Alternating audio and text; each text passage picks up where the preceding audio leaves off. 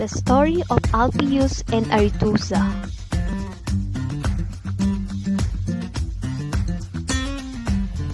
Arethusa, not a water nymph, she is a huntress and follower of Artemis.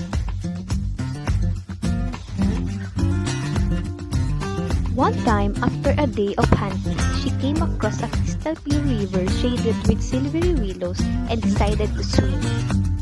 While swimming, she felt something beneath her and heard someone say, "Why such haste, fairest maiden?" Frightened, she ran into the woods without looking back, intending to get away from whatever she heard. She was hotly pursued by one stronger and swifter than she.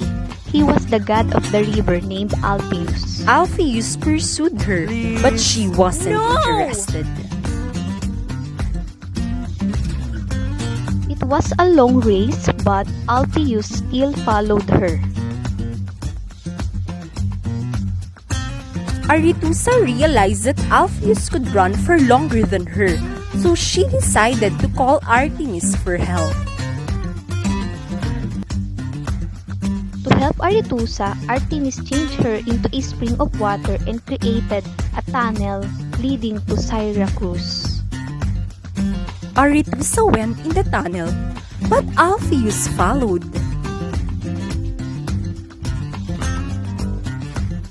Now their water mingles in the fountain, and Greek flowers are sometimes seen in the Sicilian spring. Some say if you throw a wooden cup in the Alpheus River in Greece, it will reappear in Arethusa spring. After all that, Arethusa entreated Demeter to remove her curse on Sicily for the disappearance of her daughter, because while traveling underground, she claimed to have seen her daughter sad as the queen of Hades. Good day. My partner is Griselda Comple. The assigned story to us is the story of Alpheus and Arethusa. We will discuss the plot analysis and moral lesson of this Greek mythology. Let's start. In the exposition part, the story takes place by a river in Ortygia. After a hunt, Arethusa went to the river to take a bath. Alpheus seen her and suddenly fell in love with her. Arethusa was a daughter of Nereus and Doris. She was also the favorite of Diana, goddess of hunting and knowledge. Arethusa looked so beautiful that all men who set eyes upon her ended up desiring her. It was not long before Alpheus, the god of the river, fell in love with her. After a hunt, Arethusa considered herself to bathe in a river.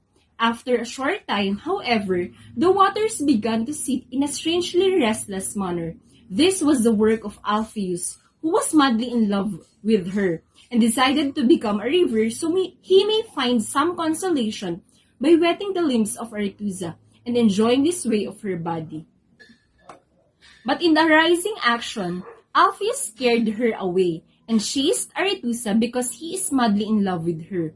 Afraid of it, Arethusa started to leave the water hurriedly. It was at that moment that Alpheus appeared in his human form, coming out of the river, shaking his thick, blondy hair and appearing in all his lustful beauty. In the climax, Arethusa tried to run to the river bank, understanding Alpheus' willingness to make her his own and violate her virginity. Alpheus pursued her and began to run too. It was a long race between Arethusa and Alpheus.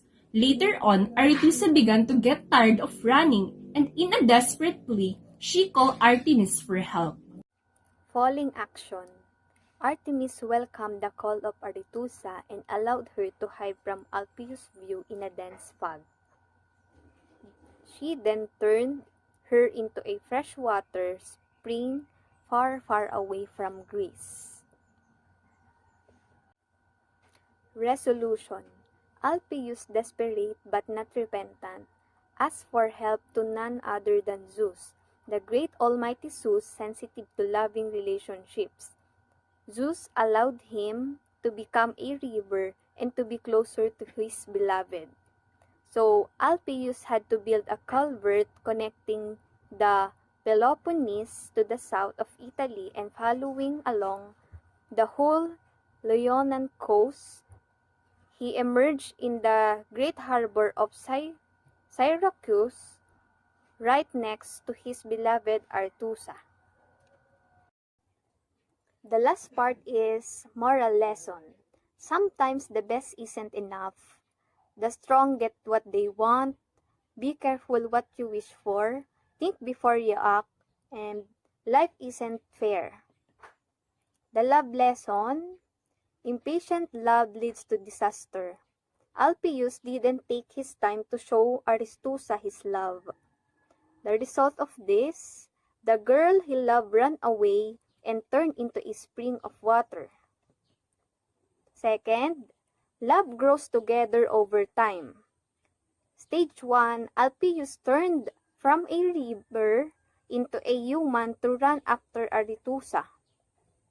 Stage 2, continue running after her for a long time. Stage 3, turned into a river so that he could follow her. Third, love at first sight. Alpheus fell in love with Arethusa once he saw her. Even he knew nothing about her. Next is the love motifs. Obsession. Alpheus ran after Arethusa, confessing his love right when he met her. He turned into a river just to follow Arethusa. And last is miscommunication. Alpheus didn't know that Arethusa wanted none of him. He didn't get the hint when she ran away. Arethusa didn't tell Alpheus her feelings. She just kept running away from him.